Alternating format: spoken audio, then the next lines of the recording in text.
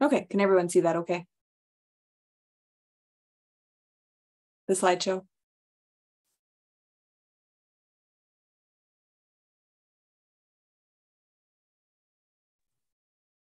Is everyone able to view the slideshow? I can see it. You can? Okay. So I just want to make sure. So we just switched. Did it change? Yes. Okay. Just want to make sure we're through here. All right. So, okay. So what is a CDFI? So CDFI stands for Community Development Financial Institution. And Melissa and I both work at Native CDFIs, which we're a little bit different. That means we primarily serve Native American. Our clients were primarily Native American. In 2001, there were only 16 Native CDFIs in the United States, and in 2021, there's now over 70. So it's definitely, CDFIs are definitely growing because of the need. One thing that makes us different than banks is the fact that we are mission driven. So we do lending, but we also provide a lot of other services to help entrepreneurs and individuals reach their goals. And we're not just looking at a return on our investment as far as like a bank would, with interest and types of earnings. We try to set up loan payments to work well with the business and help them succeed, because ultimately that's our goal. We want the social aspect of everything in our economies and our communities to thrive. It's not just about lending money and making money off of individuals.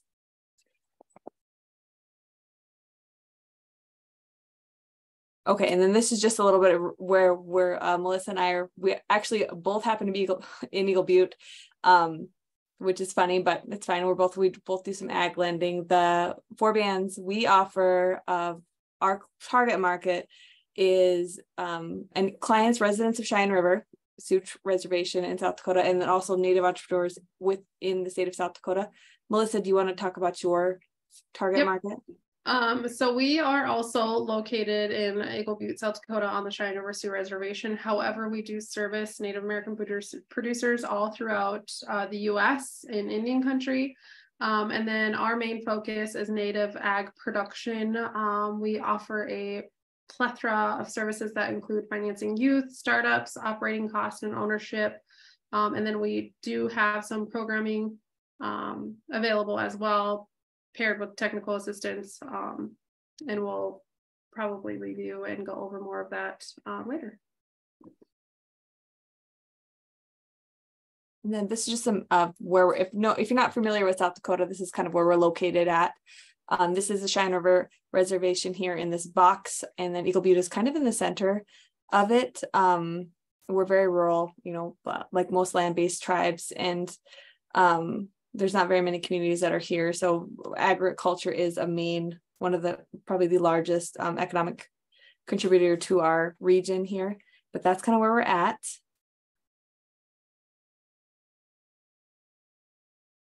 Okay. So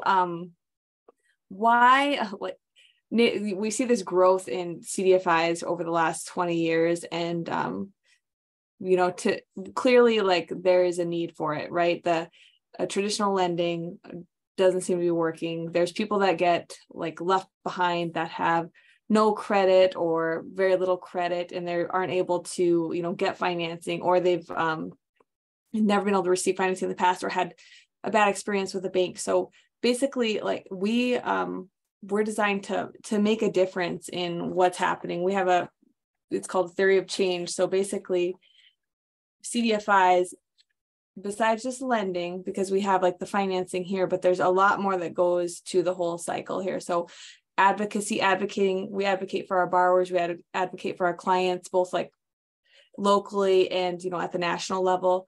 We provide education. So that's, as far as like financial classes, or Melissa mentioned, all the classes that they offer they do series. That's one of our main goals. Finance, that's the loan side. And then incubate, giving a physical space for businesses to grow. Like Forebands offers small business loans, so we have an actual incubator, but also in the sense of like a place to foster your ideas. So like if you are taking a class, you have a safe place to come and speak with somebody to talk about your idea and foster that and see where it could go, whether, you know, if you don't have a lot of support, no one else to go to, just to chat about what you want to do and how to get there. Like if you might have a great business idea, but how do you take this big idea and get it to where actually into a business plan and you're able to make it happen, you know, make it reality. So we kind of offer, as CDFIs, we offer like wraparound services. So it's kind of like a big hug.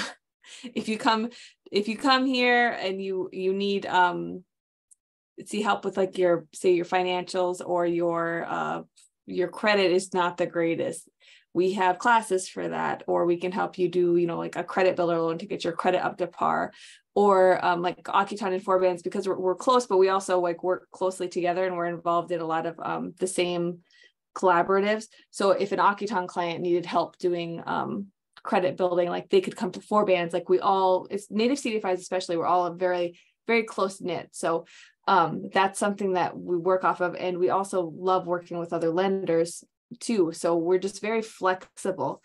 We talked a little bit about patient capital. So Melissa, I don't know if you want to go through what patient capital means to Akiptan. Yep. So run through that.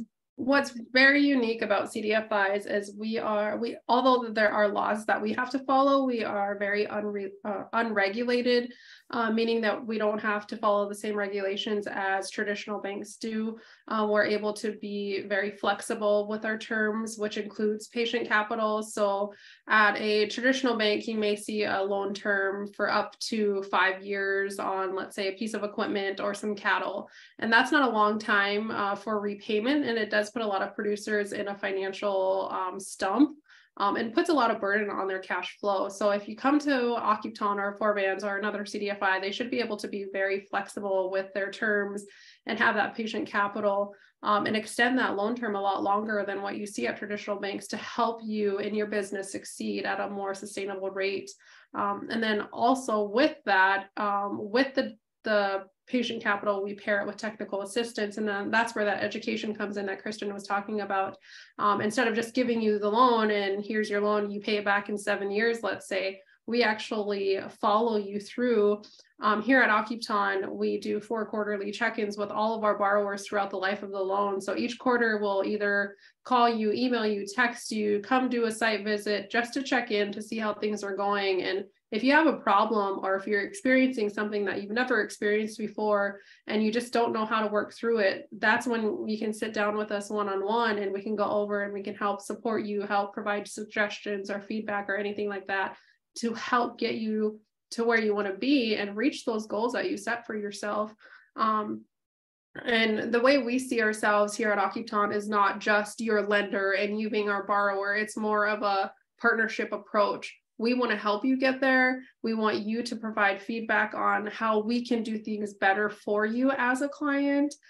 So we really look at the relationship part of things as well too.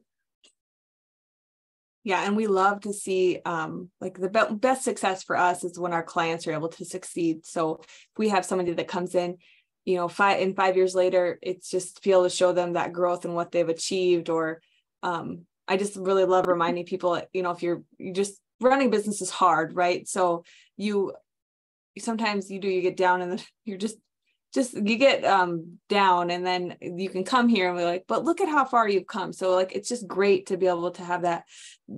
Besides the financing, we have like this real like grassroots, like it's relationship lending basically. So and we structure, like, we're never going to structure a loan if the cash flow, we do a lot of work in making sure that your business is going to be profitable and that you can make your loan payments, because we absolutely don't want people to get set up to where they can't make their payments. So that's like with that patient capital, structuring loans so that we can, expect a reasonable payback. And we set up your goals with you, where you're going to be at in 4 or 5 years, where you should be at if everything goes how we plan, which doesn't always happen, but it's more than what you're going to get, I think, at a traditional lender where, not all lenders, but like sometimes you are just, you don't have that really good relationship and you don't have all this technical assistance, or classes and things that are offered. So that's just something that we really think is important. And it is relationship-based lending. So if you need someone to come talk to about some other aspect of your life that may affect your business, you can come and, you can come to your loan officer, your coach, and talk with them on that. Mm-hmm. And one other thing that I wanted to mention here too is the flexibility. Like if you come to us with an idea and that idea just doesn't work on paper, it's not like, no, we can't absolutely do it. Like it's a done deal. It's just no. Like these are the steps on how you can get there. Like Kristen said, if something's not working on the individual's part of it, where your credit, you have to take care of some things on your credit side. Although Akiptan doesn't provide like personal loans or credit building loans, we can provide you with resources on where you can go to help, get you to a yes answer instead of, no, it's just not an option right now. So we do work collaboratively with each other. We've partnered with Forbands on a lot of things. We've partnered with other CDFIs. So don't be afraid. Like if we can't do it right now, we will provide you resources and steps on how you can do it in the near future or, far future. Yeah, usually it's never no, it's just not yet at this point in time. Yeah. And generally, because we're limited, our loan amounts go up to $400,000, and Akiptans are up to $250,000, right, Melissa? $250,000. Yep. So if you have a bigger project than that, what we tend to do is participation loans, where we get a couple lenders together, and if it all looks good, then more 2 or 3 lenders go in on a deal or on a project to get it done. So sometimes that happens, and we're always looking at like solution. We try to be nimble on our feet with different projects that come along, because sometimes it's not a one shoe fits all type.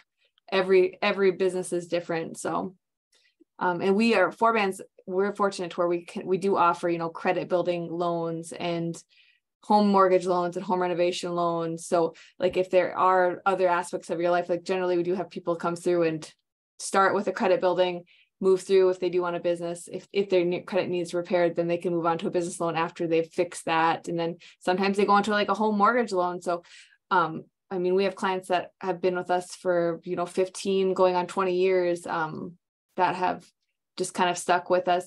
And eventually, like getting to bankability,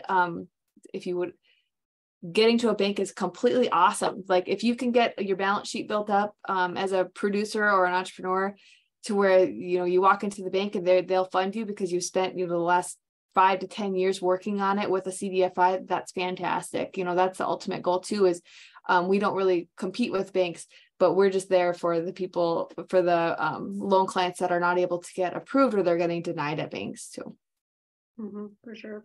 Okay. And then something to add to that, Kristen, a lot of our clients, they've built a relationship with their lender here at Akiptan. So sometimes they don't even want to go to a bank because they want to keep that relationship with the lender and not have to start all over. So that is an option. Like we don't push any clients out if we don't need to. We would like to keep that relationship, especially if we know and fully understand your business and your goals and how to retain it or get to that goal.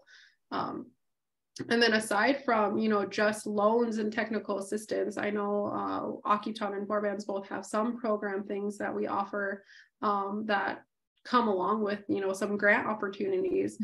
We've been able to do, a couple grants here at Akiptan, which we call our equity grant program. But the funding is available to anybody that applies as long as it has funding lasts. And then we also offer, educational webinars, and we created our own financial literacy coursework specifically for ranchers.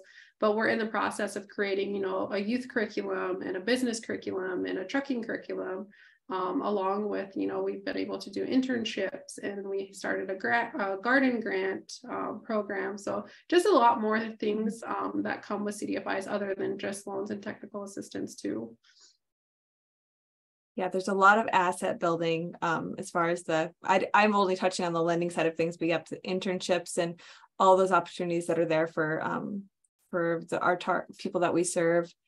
One other thing I was going to say is we do not, so as CDFI, we are not a depository institution, so we don't hold checking accounts savings accounts, things like that. That's not something that we offer, which as far as like a timeline, let's say like you have an operating line with us for your cattle business, it's going to be a little bit slower because you need to put in your request. We run it through and we get it. Whereas like if you were with a bank and you have a line, you operating line, you request to draw down and you usually have it the same day.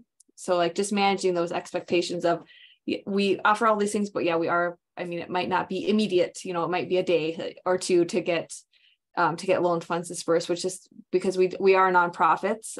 So we do usually have smaller staff and just try to get everyone served that we can. Okay, let me go to, and then this is just a map of all the native CDFIs, not all of them, but if I zoomed in too close to get more, but this kind of gives you a general idea of like where native CDFIs are located at. And the Native CDFI Network has a like find a CDFI tool to use there. And also there is a link here for OFN, which is the Opportunity Finance Network, and they have a CDFI locator, which is all CDFIs. So you can just punch in your area, if like your city and town, and it'll give you any CDFI that serves it, native or non-native CDFIs. So that's just a resource. We can drop those links in the chat as well if anyone would like those. Okay, and then if anyone had any questions, but this is my information and Melissa's information and our websites or emails. Thank you, everybody. Thank you, Kristen and Melissa. Craig, you want to go ahead and ask a question now? We can stop sharing as well, Kristen, and see everyone. Perfect. Go ahead, Craig. Hello, my name is Craig Harry. I'm the Rocky Mountain Technical Assistance for IC over here. I'm based out of Wyoming on the Wind River Reservation. I just had a few questions on the, so I have a producer that's looking into a land loan bundled with an equipment loan. It's not a house, it's just straight farm ground, very, very productive land. When the loan officer says, okay, everything's in order, all your numbers are correct, all your projections look good and everything, should be a no-go for that. I mean, it should be just a straight go for that producer. But then the president of the CDFI comes back with just, okay, I think they're BSing on the production rate. County average here in Wind River Reservation is 4 tons an acre. The producer puts down 3 tons an acre for the first year just to be conservative, you know, but then the CEO or the president comes back and says, well, I think that's only going to produce 1 ton an acre, and all the surrounding fields around it are producing 4 to 5 tons an acre.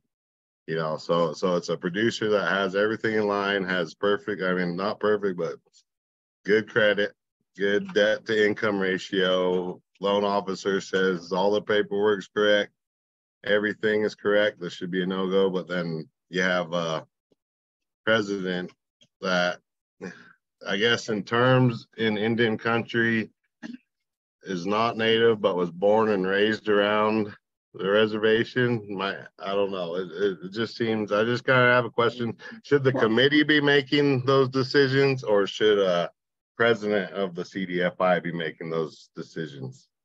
I guess what I would do is, if you have historical figures on this is what the production rate is of this land, I push back a little bit. And as far as like a reason, you would have to be like officially denied, and you would have to have a reason for denial. Yeah, so yeah, because see, the realtor gave the producer actuals on the production, the present owner gave the actual production, matched with a FSA county average on the production, you know, and then the production around the fields, but the producer still having heck with just the president alone. Like the loan officers like saying, this shouldn't be happening. We take high risk loans. This is nowhere near a high risk loan. And it should just be, this is a perfect business plan for haying, you know, for farm ground. but then so the president here, he has a banking history, and I guess he's maybe trying to run it like a traditional bank rather than a CDFI, where it's like, well, okay, this just that mentality of a traditional banking mentality versus a CDFI mentality where you're trying to help those producers step forward. They have everything in line.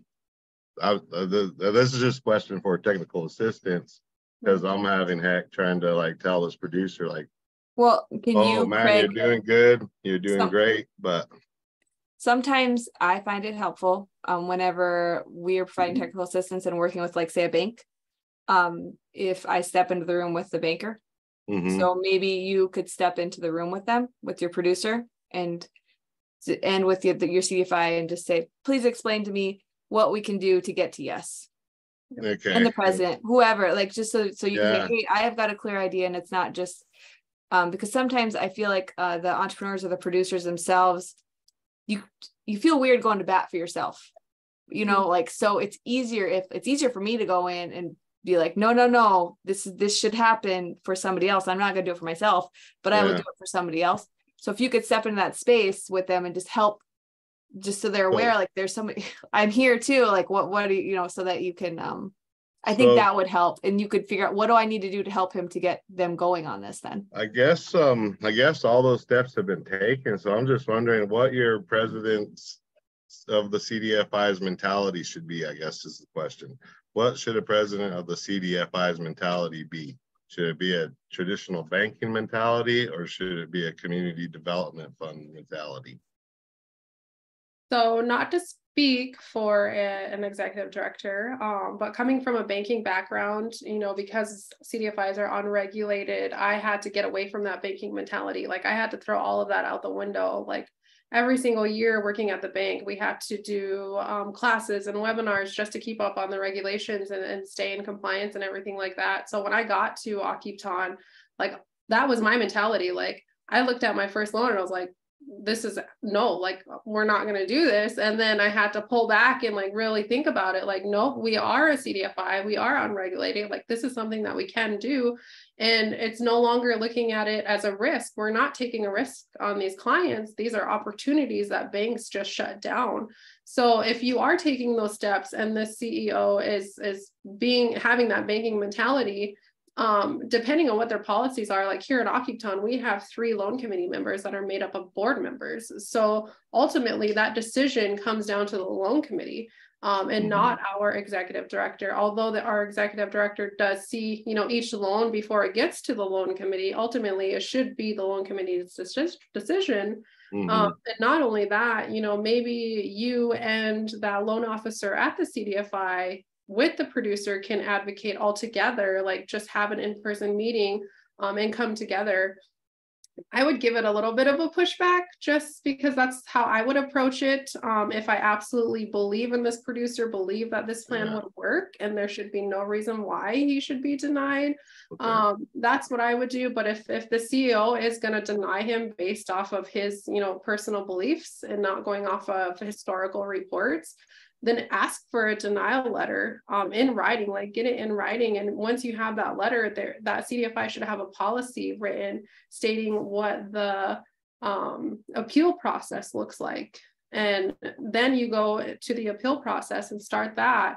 And then like our appeal process, it goes directly to our board. So all 7 board members are the ones that are going to ultimately make the final decision. That's what I would do. If none of that works, happy to see the reports, happy to submit it to Akiptan. You must be new. I know I was working with a TA in Montana. I can't remember his name off the top. Yep. I was working with Zane, from Montana. But we do have a loan officer located in Montana, Cole Fitzpatrick. Sure. Yep. So definitely like reach out to him. I'm pretty sure, he might have some suggestions or some feedback that he can give to you. But that's where that advocacy would come in at. Perfect. Well, thank you for that. Yeah, that's exactly what I needed to hear, was like, is it okay to push back for your producers? Is it, you know what I mean? So like, thank you. And thank you for confirming that CDFI mentality versus the traditional banking mentality. So one more question on this is a bundle. Go ahead. Okay, is it typical for a producer to bundle a land loan and equipment loan together, or is it typical for you to split those loans to just split them? Because one producer wanted to bundle. Split them. Okay, because of the life, because of the collateral life, right? Okay, yeah. Perfect. I just wanted to confirm that question. So with Akiptan, we actually look at all of the collateral. If the value of the land outweighs the amount of the loan that he is requesting, we could possibly include the amount to pay for the tractor, the piece of equipment in a mortgage, as long as it, is more than a 1-to-1 ratio. And then the term would just be longer. So it just depends on how the cash flow is set up. If he really needs a longer term to where we can put it in a mortgage, and if the value of the land meets the actual loan amount. If not, then yeah, it would be better just to have 2 separate loans. One would be your mortgage, which could go up to 30 years. And then your equipment loan would maybe be 7 to 10 years, depending on, the CDFI, how their terms work too. Thank you very much. Yep. Good questions, Craig. Thanks for pulling them in to inspire some conversation here. And thank you, Kristen and Melissa, for that kickoff and presentation. So I want to switch from CDFIs to Sally and ask you the question, Sally, is, okay, you're not a CDFI. Nope. I like to call you an alternative patient lender and investor, right? And we talk about integrated capital. So can you explain what that is and tell us what you do and how it's different from what Akiptan and Forbands do? Sure. I mean, we are dramatically different. And what the big advantage we have is our mission and our approach is very much comparable to what Melissa and Kristen have been talking about, being in a relationship, trying to make people be successful. So that's all the same. We have the advantage of actually being totally unregulated by anybody. So we can deploy any kind of capital that the situation might call for. As part of the No Regrets initiative, we really want to move capital to change the system of agriculture. And the IRS has forced us to create these different tax entities to do that. So we do philanthropy, we have an educational 501c3, and then we have Cienega Capital, which does our for-profit investing. But the way we think about it is, from an integrated capital standpoint, we can deploy the whole range of capital depending on the situation that's needed. So for example, we can do both a grant and a loan to a nonprofit, or we can do a loan and an equity investment in a for-profit organization. So when we think of integrated capital, we think of that you can apply whatever kind of capital is needed. And we have the advantage of being able to deploy different kinds of capital. So we can work with a CDFI. We might be one of those other lenders. We might do a guarantee for a CDFI. Oh, cool. And we're very much the same. We're trying to get everybody, we are kind of the lender of last resort if the CDFI doesn't even work for you. So if you kind of think of us in the system, we're trying to get everybody so that they can work with a CDFI or so they can be bankable. So we have sort of the same view of the world. And then the advantage we have is that we can also do equity investing. Right. We like to say on the lending side, Esther Park, my colleague who runs Cienega Capital, was a banker on the lending side. And I think at this point, we've probably made a loan for anything you need to do agriculture, whether it's fence or pipe or animals or land or a cooler or a truck or whatever. We're able to do all those different kinds of loans. And then we're also do some equity. We do mostly lending as opposed to equity. Equity would be where you actually own a stake in an operation or in a company. And the challenge with doing equity in this space from our perspective is that as soon as you take equity money from an investor, you have guaranteed that you need to generally exit in order to get that investor repaid and with a return. And most of the people we work with, we don't want to ever force them to exit. So we try to structure equity in a way that aligns with what their long-term goals are, which is unusual in the equity market. I think one reason we're called patient capital and equity is that we don't have a 7 to 10 year time frame to get our money back. We are in it, as are the CDFIs. We want our producers to be successful. We want the companies to grow. And the return to us, we are much more flexible about how that happens than most equity providers are.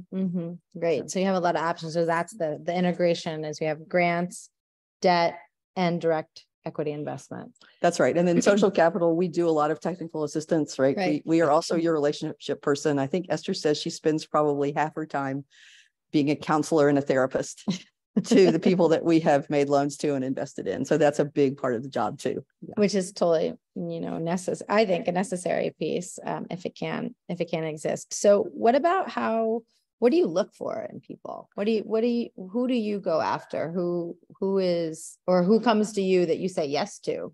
Right. So we tend to go after people who are excellent producers or good producers or just getting started even, but people who have a role in their community, right? We're thinking about the whole agricultural system. So we tend to work with people who are leaders in their region or in their ecosystem in some way. Because yes, we can't possibly satisfy all of either the investment requests we get or all the lending that is out there. But we tend to say yes when we are the last resort, but we believe that investing in that person is important for the broader ecosystem. Investing in that person and that operation or that company. So for example, we've invested in a couple of different pastured meat companies. And in every case, they are aggregators for groups of farmers in a region. So by investing in that aggregator, we're not out to just build a meat company. We're out to build a whole system of pastured meat production in that region and to make those producers successful on the ground. So for us, we never invest in a company just to make money off of a company. We are really investing in an ecosystem, and that company is somehow useful in the broader ecosystem. Or connected potentially to a nonprofit in the same ecosystem who you can give a grant to. Right. Exactly. Right. Yes. So what else? And maybe Kristen, you can pipe up here. Like, where does philanthropy fit into this? And this is just also a little bit of a plug for next month's webinar, or next week's webinar is also specifically on grants as well. So come back for that. But I just want to touch on it here. Sort of, what else exists in this broad landscape of alternative lenders? And where does philanthropy fit into it? And maybe Kristen, you can just tell us a little bit about the structure of PRIs and introduce that entity as well to this group.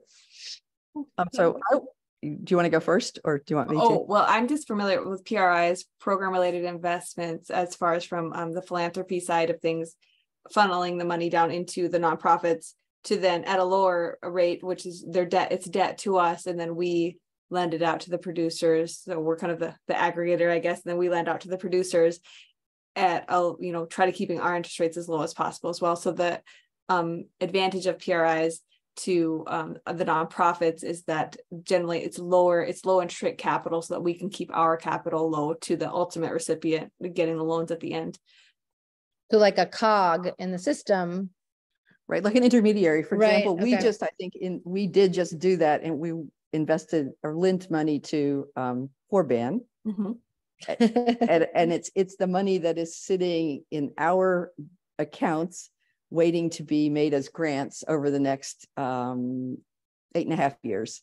So we've deployed it as a PRI into Forban and a variety of other intermediaries. Got it. Who can then deploy that money to farmers at numbers that we could never begin to reach. So this is our way of deploying our funds at a low interest rate into communities using CDFIs as the people who do all the relationship building and all the really hard work to do that.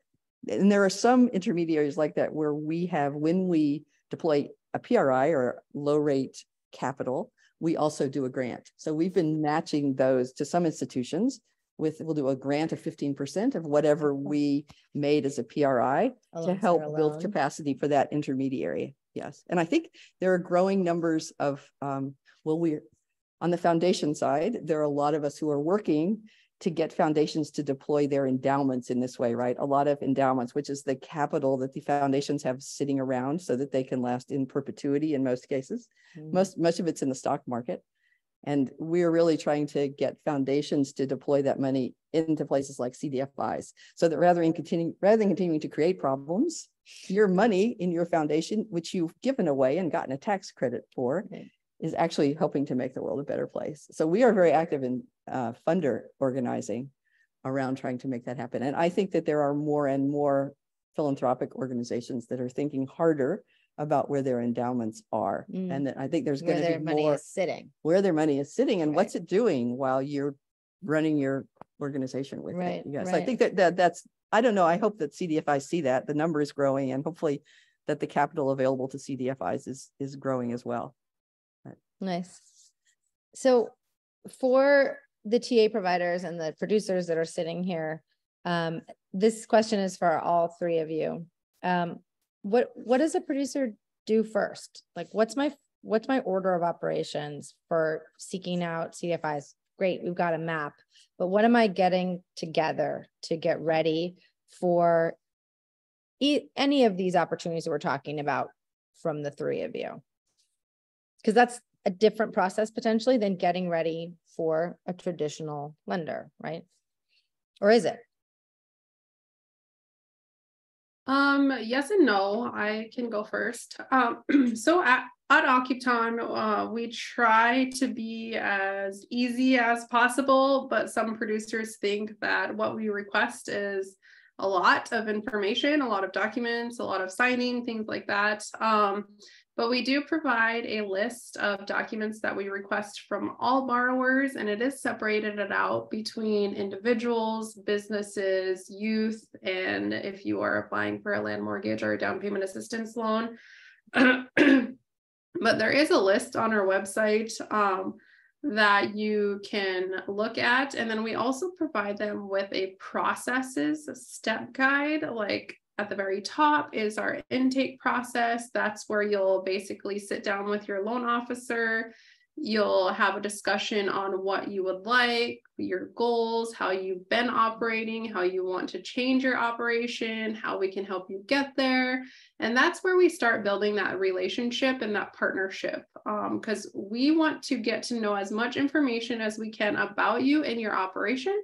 And that's how we help guide you along the way if your loan is approved for the next 7, 10, 30 years. Because we do those quarterly check-ins, and we'll, ask you, did you meet your goals this quarter? Or, how can we help you get there this year? So all of that is actually on our website, and we do provide packets here at the office as well. You can contact any loan officer and they'd be willing to email you our documents. They'd be willing to mail you our documents, whatever it may be. And we try to do it at the convenience of our borrowers. So sometimes a lot of borrowers don't have access to a printer, so they can't print off their application online. So then we have a fillable PDF that they can do. Sometimes, people don't have access to internet, so we can go ahead and mail them the application, or some of our producers still use fax. So whatever the situation may be, we try to be as flexible as possible with that too. But that is our step. The very first step is just getting to know you as a borrower and you getting to know us as your lender, to start that relationship. Then we go into the application stage. So we do have a loan administrator that helps with the intake process. She's the one that will be your main point of contact. She'll take in your application, all supplemental documents. She'll keep you up to date on what you're missing, what you still need to provide.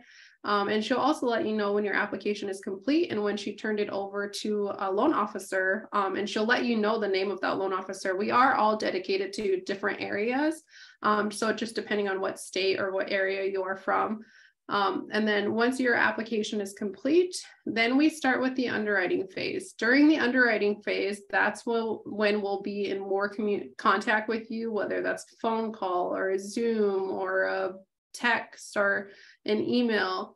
And that's when we narrow down to your finances. Like if we have a question on your balance sheet, we'll set up a Zoom and show you what we're looking at, so that way you fully understand, because we found that a lot of times with phone calls, you're not getting to see what your lender is looking at, so you're not really understanding their question.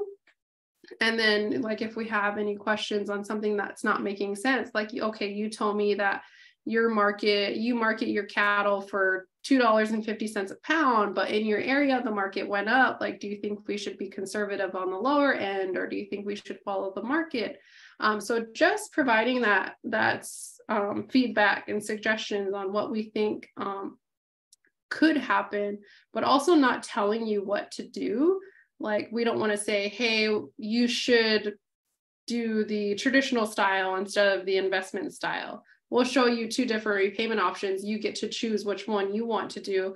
And then we'll work our way through with you on how to be able to either reinvest your profits back into your operation by paying off your debt to build your equity, or growing your livestock herd to be able to make those larger payments. And then once your loan, if your loan gets approved, we go into our aftercare, which is the 4 quarterly check-ins where we check in with all of our borrowers, the annual financial review. If there's something that we need to do better, we want that feedback on how to change our process or what we can do to be better. So all of those steps are actually listed on a document that we provide as well with our producers. So that way they fully understand each step that we're going to go through, each step and what those steps contain, and then the timeline of everything. When I very first started here at Akiptan, they thought the turnaround for an answer was like a couple days, like, oh, I'm going to apply for a loan right now. I want to buy cattle on Friday. And it's like, no, we're going to have to put a halt to that. Like, it's not going to be that easy or that fast of a time frame. Like, we go so much more in depth with all of our producers, and we let them know that up front. Like, it may take a week, it may take a month, just so we really want them to fully understand how we work and give them the reality of our time frame. But that's what we do here at Akiptan. I know a lot of CDFIs are different, but I'll turn it over to Kristen and let her explain forbearance. No, it's similar. We do have an online platform for applications, but if somebody gets onto our website, that's usually the easiest way to submit an intake form, just an inquiry. And then once you submit an inquiry, depending on what type of loan product you're interested in, then you're sourced to a specific coach or business or loan officer. And then from there, it's a conversation. Mortgages look completely different than a business loan or a credit builder loan. They're completely different processes. So you'll talk with the coach or business loan officer. It's the same thing here. And then figure out like what the path's going to look like, kind of to manage expectations about how long it's going to take. You know, if you submit a loan application, it's a minimum of at least 2 weeks after you get everything into us. And business loans are a lot more intense. We really want to make sure that we're correctly, doing our underwriting correctly, so that we have all your projections right. So we're not setting you up for a loan that's going to in the end hurt you. That's the last thing that we want to do. A lot of times, if it does end up being like a no, we can't afford this, it's better than having it be a foreclosure situation or something going on in like 2 years. So it's give you time to look and then come back later, so if in those instances, and then once you're kind of paired up, then you start the application process. And our online portal, you can go through and fill it out that way. Most people prefer that. But we do also have paper copies where you can go through, and actually the online portal is pretty nice. So I like it because you can it tracks all your messages and you can upload all the documents that you need.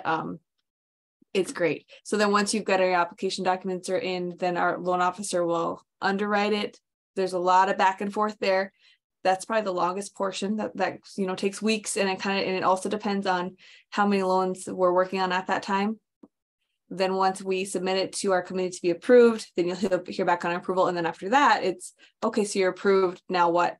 Then it's planning your purchase, whether it's the land, cattle, equipment, seed, like what it's going to, be. So we do plan, if you're thinking about it, to give yourself some time, like make sure that you're not needing the loan like right away. So you've got a purchase coming up in like several months, like apply now, like it's fine. We can get you an approval and then wait. Like we don't have to, we don't have to send it out the same day. Like, so we'd rather have you approved and ready to go. And then usually like we like to have loans 60 days dispersed after they're approved, but we can make exceptions, especially because we work, each coach and a loan officer works so closely with their client that we can make exceptions, or we're very flexible. So that's kind of how the process works here. And then we do, we're not quarterly check-ins, but like annual check-ins.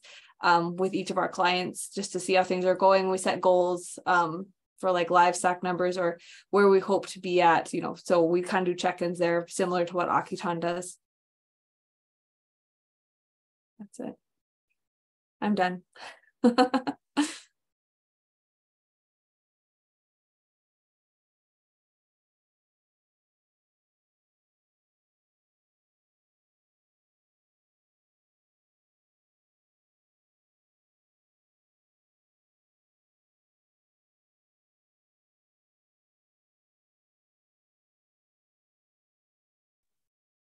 I think you guys are on mute. Oh, sorry. We were talking. Is it working? Can you hear us? Okay. I'll just quickly answer the question that so going to a private lender doesn't save you really any in paperwork. Normally people who come to us have been declined by a bank or a CDFI and they have everything together. And we certainly have all the same requirements for having everything together. Probably the only place where we can be useful is we can move much more quickly. The investment committee is literally me and Esther. So if a borrower has their materials together and we can quickly verify them, we can move very, very quickly. But we do have to have all the same information. And if it's an equity deal in a company, obviously you need business plans, and it should be an operating company for us in order to consider making an equity investment. We are not going to make an equity investment in a company where you have an idea and you've not done anything yet and you'd like to raise equity. Yeah, we would not entertain that as a possibility. So before Sally has to run, and thank you again for joining us on the fly. But before you run, you know, you have always seemed very unique to me in this world, in the No Regrets initiative. Are there other entities out there like you doing what you do that we can recommend to folks here in our webinar, or at least how to find other sort of creative integrated capital thinkers? Yeah, I would say that there are not too many people who are still taking this integrated capital approach. We talk about it. We are trying to get people to think of it this way, but once you have either you're regulated or once you take other people's money, you get all tangled up in the rules and return expectations. Like we don't have to worry about return expectations. So we have an amazing amount of flexibility. And I'm sure there are other people like us, but I can't really tell you a lot of them. No, there are a lot of people raising funds to act as intermediaries. Okay. And that's probably the best people like Iroquois Valley or Dirt Capital, both of whom we've invested in. So I would say there are a growing number of intermediaries, and they have maybe more flexibility than a CDFI in a lot of ways, or a bank, but probably don't have the same set of tools that we use. But they might have collaborators, like Dirt Capital, I know, collaborates with a lot of land trusts, a lot of philanthropists. So intermediaries might have built an ecosystem of their own that can provide integrated capital. And I know what part of the work that y'all are doing, obviously, are to encourage peers inside of the philanthropic and financial space to use this approach. So Sally's working hard to get more. Yes, we're advocating for this. More people. It's a slow go. It's hard to get people to jump out of boxes that they feel comfortable in. The stock market? We hosted an investment conference, a group of investors. And as we went around the circle, every investor had the thing they do. Like, I make loans of over $5 million to this kind of borrower, or I make equity investments of this term to this kind of company. And what's hard is to think about an approach where you want to see something happen in the world. And capital is the tool to do that rather than capital driving. Esther says we're more like the local village cobbler. You can have like the prince who went around with a glass slipper. He's like, I've made my glass slipper. Do you fit? Yeah. We're more like the cobbler sitting on the main street going, I don't know, what kind of shoe do you want? How much do you want to pay? How long do you want it to last? Yeah, we can help you. So I wish I had more answers of other places to go, but you can find people, and it's hard to know how to do that though. I would say actually the best way to find people like us is to network, is to join groups of people and learn from each other. And because we often fund people who come through networks we are part of. So I would say being in relationship with others in your space and in your region is probably the best way to find creative capital. That's great. That's a great piece of advice. And you know, everybody inside of this webinar has taken the first step in terms of you're inside of a learning experience inside of the Intertribal Agriculture Council, whose express goal is to network and provide access to resources in Indian country. So yeah, well, exactly. All right. Well, thank you, Sally. Sure, you're very welcome. Thanks for joining us. So switching over to Kristen and Melissa, just for a couple more questions. Can you speak specifically to any challenges that feel particular to Indian country? So what are the common issues that you see that complicates a lending relationship, and how can producers prepare themselves best for these challenges? One thing that I see a lot of FSA guarantees that are put onto producers that are located on the reservation. Like, just just seems like, yes, we'll do that, but we're going to have, it'll be a $300,000 loan, but we're going to require FSA guarantee because, that's just what we do. That's just what the bank does. So if we're lending on the reservation and we're a bank that's off the reservation, we're doing a guarantee on it, which I feel like guarantees are great and they're used when they're used properly, but when you're constantly passing that 2% charge onto the borrower, it ends up costing the borrower a lot of money. So sometimes that I get a little bit frustrated with. And then also the issue with land held in trust, as far as like mortgaging trust land, there's this thought out there that you cannot do it. We're slowly trying to change that it can, it can be done. I've seen some bigger lenders, national lenders doing it too. Can you just be super specific, Kristen, so that anyone who's not totally full literacy in this space, land held in trust by an individual.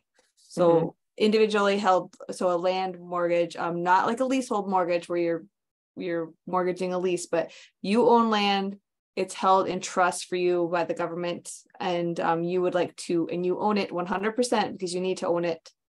It can't be fractionated. You need to own it 100% if you want to mortgage it, and being unable to mortgage that asset to if you wanted, say you had like, I don't know, 1,000 acres or something, and it's literally worthless to you as collateral for a loan. So you can't like grow your business because you can't use this piece of equity that you have in your business because you can't find a lender that will use your land, as collateral.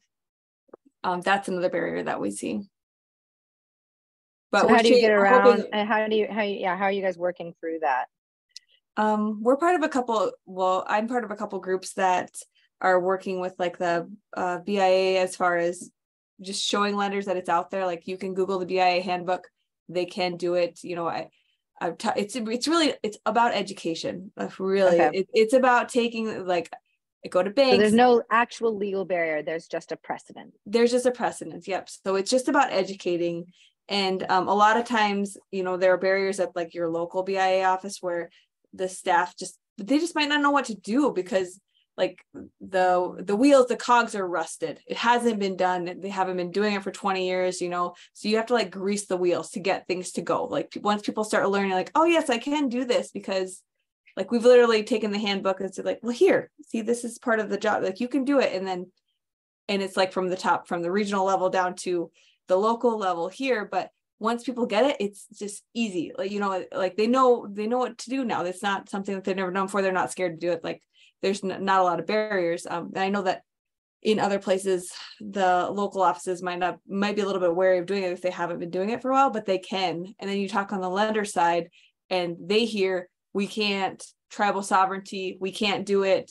And the same thing, it's like, yes, you can record it, you get it certified, it's recorded. The BIA acts like the county office, it's just about educating it so that so there's no fear or precedent set of actually being able to secure it from the lender side and actually getting it recorded on the BIA side. So that's my soapbox for land mortgages on trust land.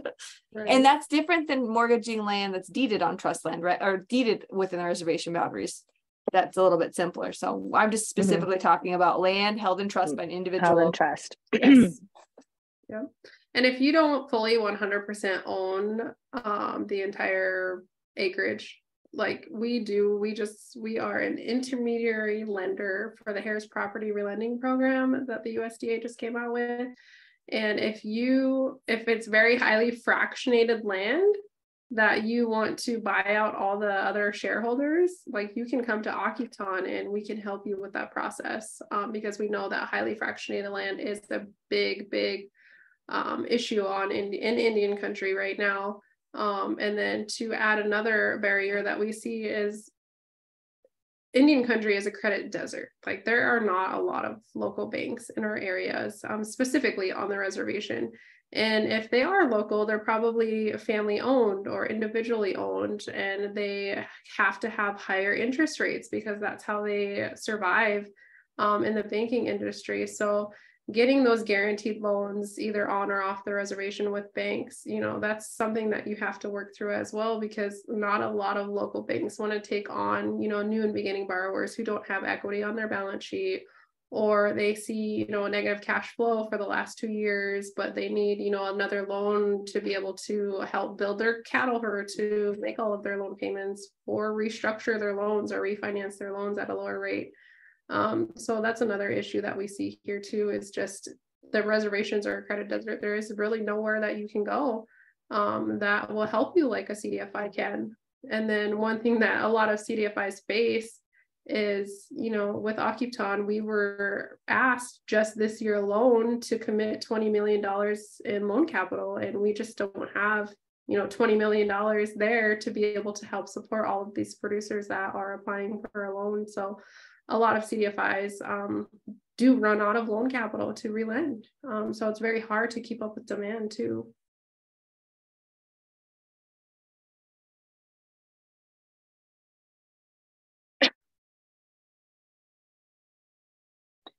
Great.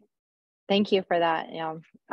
So one more sort of departing question before we bring in Dean, who is our guest producer speaker, to tell us a little bit about his experience with loans. Just a last hopeful thought for folks, message of encouragement. What's the one thing you want to impress upon a producer? If they leave with one thing today, you know, ready to come to a potential lender, what do you want to impress upon them in terms of your perspective?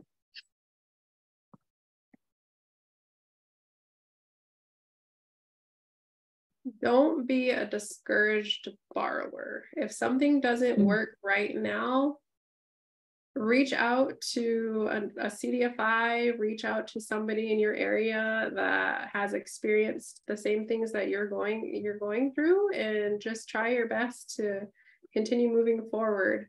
With the continued drought and with the interest rates rising, we've seen a lot of producers get discouraged and think about, you know, selling out and closing their business. And we just want you to be prepared and make sure that you hit all the resources available before you make that ultimate decision.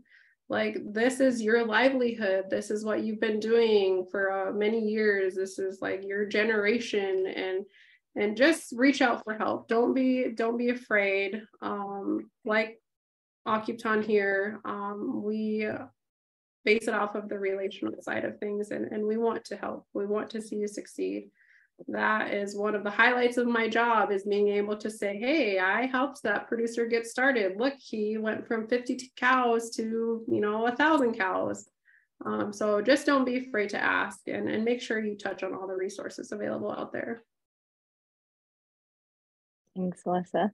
Good one. Kristen, any parting thoughts? Yeah, and there are, I ditto with what Melissa said, and there are a lot of CDFIs out there. So like, people just don't know that they exist, you know, so we're just trying to spread the knowledge. Like, if you get out there and visit with a CDFI, like, see if there's one near you that you can, or give them a call.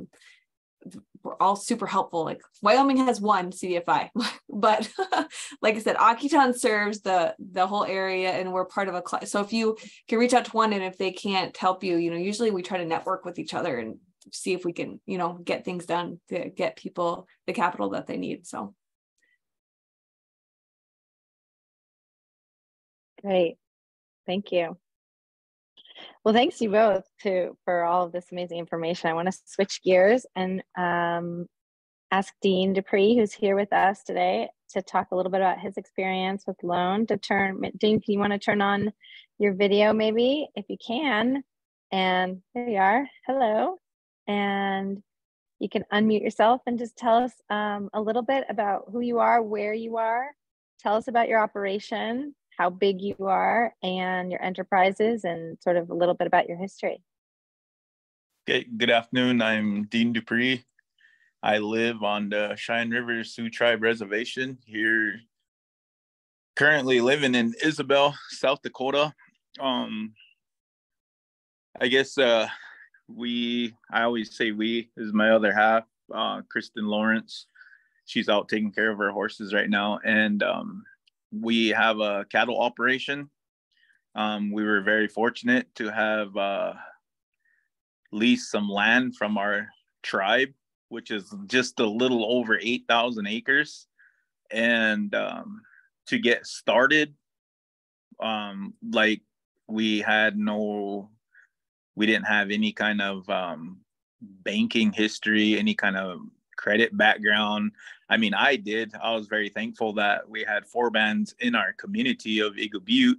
So I got to do like all the started process of just basically getting going. Credit is, credit due, I believe, was another one. And just slowly learning about your financial everything. Like I didn't know. And it took me till I was about 30 years old when I started taking those classes. And it really helped me not knowing, what the future was going to hold.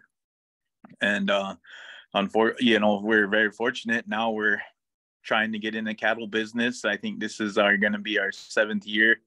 So when we first started, and right now we're currently successful with about 174 cows. When we first started, we applied for a loan with FSA, which was, it seemed like it took forever. I don't know. It was just the paperwork was overwhelming. Just listening to Melissa talk about her paperwork, was not, it could be, but it was nothing compared to FSA. Like you had to do all the paperwork, and it seems like every year you had to do it. And anyway, unfortunately, we're very grateful we got approved of the $300,000 loan. So when we first started out, we got to get 120 cows with that. I believe there was 6 bulls. And just starting to try to make things work, it was very difficult with that lender. I don't know. I know it's I don't know like how or where their government. I understand their government lending. It was just very difficult. Can you tell us a little bit more about like what worked and what didn't work there at the FSA? There was this. They're very demanding. Like the drought issue that we were dealing with. Your payments had to be at a certain time. And like when you start off, you tried to be successful, putting your bulls out, basically getting, your business to keep moving. Sometimes that's not very fortunate. And the thing is that there were some cows that they wouldn't get pregnant. So you'd have to sell them. And sometimes this easy math, let's just say there was 10 cows that didn't get pregnant, and you go to turn around and buy cows with those to replace them. But with the money that you have from selling them was not enough to buy back exactly 10. You might get back 4 or 5 bred cows for, selling 10. And then eventually, as the years went on, it just slowly, your herd started, dropping down. And it was just a lot of different things. They would let you do an operating, but they pick which bank you need to go to. So Western Dakota was one of ours. Or, you know, they give you two options. I can't remember the other bank that was close by. And so unfortunately, we got to go with Western Dakota. And like, it was really difficult, the situations we're in. Because of that, the herd was downsizing. And then I just kind of like started reaching out because I didn't want to, you know, have to, you know, file bankruptcy. We went from 120, we were down to like 92, I do believe, and still trying to make payments on time. Calf market was dropping at the time, but it seemed like everything just started going up, like fuel, all the like everything you need to provide for your cattle to be a successful producer was just started going up. Everything was getting higher, the feed, the hay, you know, all that stuff. So it was getting really frustrated, and you would get nervous. I don't know. I was getting stressed out. And finally one day we heard about Akiptan, and it was, I can't remember if it was how we really heard about him. And Kristen, my other half, went in, got to apply, and all of a sudden it was just like, I don't know, it was like a dream come true, basically. And they were like, yeah, you can do this, you can do this. And it was just like, because like through FSA, we didn't get to keep no heifers back to try to maintain or grow your herd. And like I said, we went from 120, we were down to 92. I can just always remember those numbers because it just kept, you know, you try to buy a cow after you sell them, and then you weren't getting enough back. And it was just, you always got to include the death rate, you know, lightning. A lot of people lose. So she sat down, got to work with Melissa, Skya, and it was this, it was like a dream come true. They're like, oh yeah, we can set you up for like, you can retain, you know, 20 heifers or 10, you know, whatever it is. And you set your payment, and it wasn't so high. So you actually had, you know, room. And, you know, we both at the time had full-time jobs. Kristen's a teacher. She's going on like her 7th year teaching, I do believe. And so we didn't use this, you know, any type of this business to be recreational or anything about it. You know, everything, what I've learned from Forbands taking these classes that they provide is like, if you want to be successful in a business, you got to put whatever you're doing back into your business to be successful. So those were some of the things that we do. And then I applied through Forbands, which is, I mean, I work with Kristen, I work with April, and they're just, it's outstanding. Like, you wouldn't, less stress, less paperwork.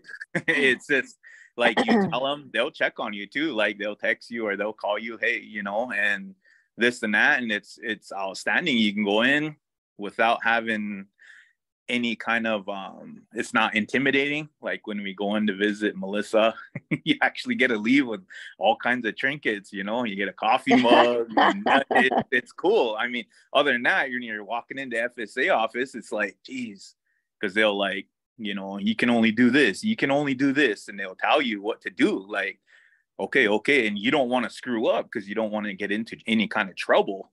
Yeah. So it's just like, oh, we got to do this, we got to do this.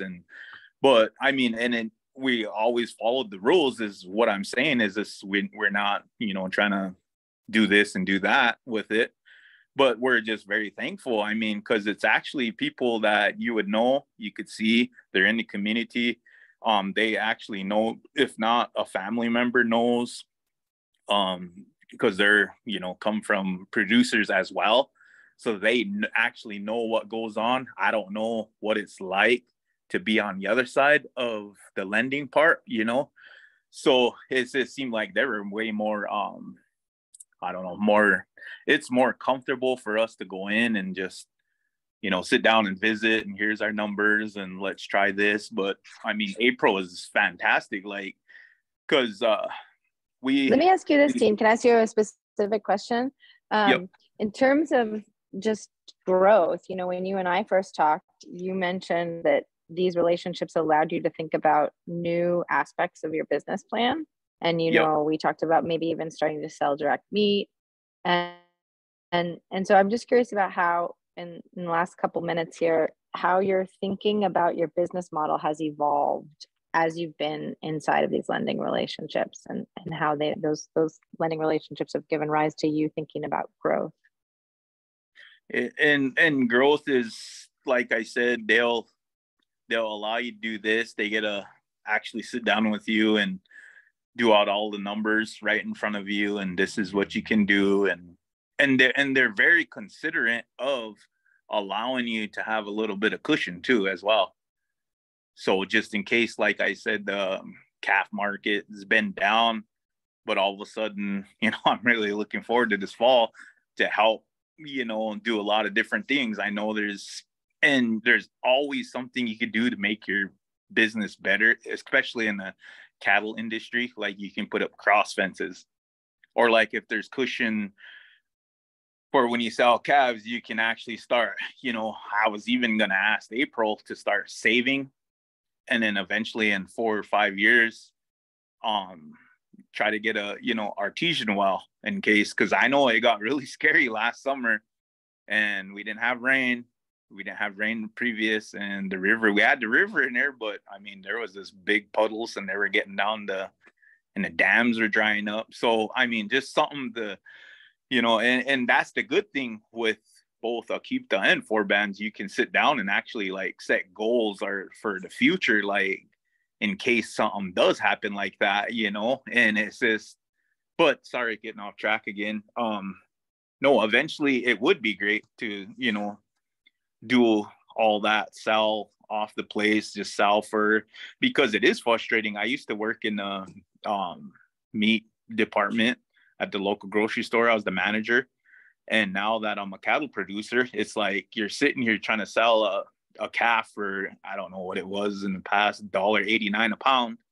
And then before, 10 years ago when I was cutting meat, you're selling this meat for like, $8.99 a pound. And it's like, where the heck, and then after you become a cattle producer, it's like, where's all this, where's this money coming from? So it's just, eventually that's what it'd be like, because you would eliminate a lot of yield, I guess you could say, getting the calves off to the sale barn and doing this and doing that.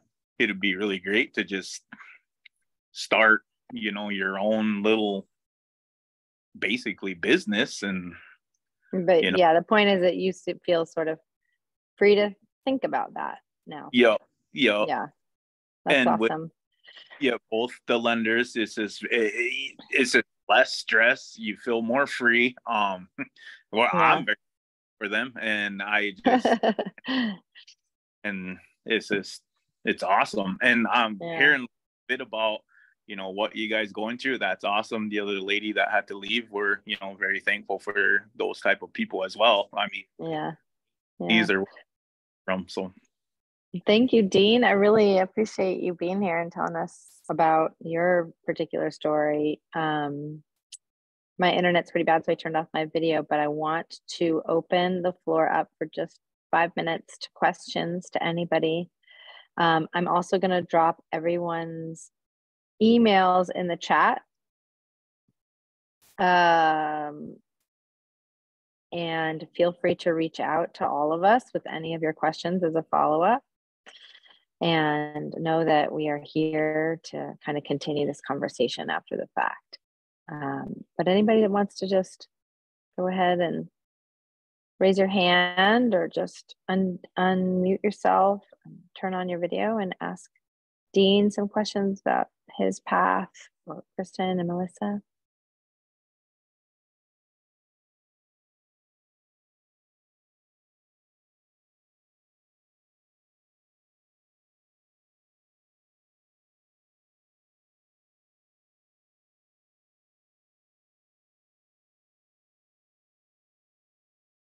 Hi, this is Johanna. I have a question. You had mentioned, I think, Kristen, you mentioned something about a CDFI and every, you guys help network to find them if funding doesn't work. Is there a CDFI in every single state? And are there multiple CDFIs in some and, none in others? There's a CDFI in every state. Like I think Wyoming only has one, but it happens to be a native CDFI. But if you go to the OFN, well, I had the links in our slideshow. They have a CDFI locator, or if you just type in CDFI in your state, you're probably going to get their website pulled up. Sometimes we have people inquire and say they're out of state and we can't serve them. But if I know them, I'll try to do like a warm handoff to another CDFI, like, hey, here's, and then do like introduction so that they can, get connected with a CDFI that can help them. So that's pretty much how but yeah, they're everywhere. And then we're very rural, so we don't have as many, but you get into the more urban areas and there are more CDFIs. There's a lot of urban CDFIs, not necessarily native CDFIs, but that are in like a lot of them in a smaller area, so they get very clustered. Yeah. Great, thank you. Mm-hmm. So we've got one question here from Iron Pipe Craig, which I'm not sure if our folks will be able to answer here, but what is the regulations on purchasing undivided interest trust land? So in terms of regulations, I don't know how well versed you all feel. I know that the Indian Land Trust Foundation might be a great resource for questions like that. But Kristen or Melissa, do y'all want to speak to that question? Yeah, I would say the Indian Land Trust would be better. But if you're looking at purchasing, basically, I'm not sure how you guys are doing it, Melissa, but if you're purchasing undivided trust land, you would need, like, say, Craig, if you're purchasing that, then you're going to probably have to have each of in order to mortgage that property, you would need to purchase every owner of that property, right, Melissa? So yep. That you are the only owner, so correct. It can be mortgaged. Mm-hmm. Yep. And that's where the HARES property relending program comes in. Like, we don't specifically have to put you in that program, but that's what it was designed for, is to help with highly fractionated or highly undivided interest trust land. So that way it goes to one owner, and then that one owner creates a succession plan to prevent it moving forward. Because with what's going on right now, probate takes a long time. And with so many interests in one piece of property, it's really hard to get something like a business type thing on that property. Like, some might want to own livestock, some might want to do crops, some might not even want to do anything on the land. So that's what that HARES property is set up for. But we can also stick you in just a regular mortgage one if we need to too. But yeah, Indian land tenure, we highly rely on Indian land tenure for any of our land questions that we have. And then we also get support from forebands too. So yeah, that's kind of what I was hopeful for when I first heard about the CDIFs, because what they talked about was you could buy trust land through them. I know I could use FSA also, exactly what you're talking about. You have to get 100%. And so my hopes was that, and I did work on it through the Farm Bill, was to get the majority interest. And so in Indian country, it's impossible to get 100% to sell at once, unless there's two owners. But when we're talking about, 30, 40, 100, you're never going to get them. And so usually how it really works in Indian country is that one person will want to sell, and then that person will talk to another landowner, and then pretty soon you might get 4 or 5 of them that will sell to you, but you still got the rest of them that won't sell. And they'll actually trickle in, going through it myself. But that was one of the things was I actually had a lending institute. I was buying small, minute shares, and that's kind of what I was hoping that I could utilize this because I do have a big shareholder that's going to sell. And I know he doesn't own 100% of it, but that would just increase my percentage in the land ownership. And Craig, it doesn't have to be a mortgage. Like if your intention is to buy the land, but you have other collateral to put up in replace of that land, like that would be an option too. Like we don't specifically have to take the land as a collateral for that loan. It would just be a shorter term. We wouldn't be able to go up to 30 years. But yeah, if you definitely have other collateral that is enough to cover the 1-to-1 ratio on the loan amount that you're requesting, like that's an option. Oh, okay. What is the interest on those loans? So each CDFI is different. Speaking for Akiptan right now, we're at 3.3% across the board. That's for all of our loan products. It is fixed. And we look at it on a quarterly basis. We did go up 0.3% from last quarter.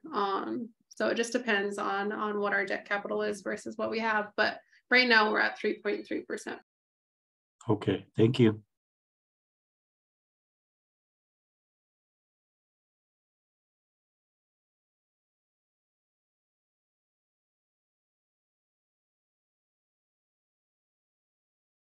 Did we lose Olivia? Maybe? We did lose Olivia. She is unable to hop back on. So we're probably going to conclude today's presentation. If you guys have time, please fill out the survey. We will also be sending an email with the survey link, so you can use that as well. But thank you for joining in. Thank you, everybody. Yep. Thanks for attending.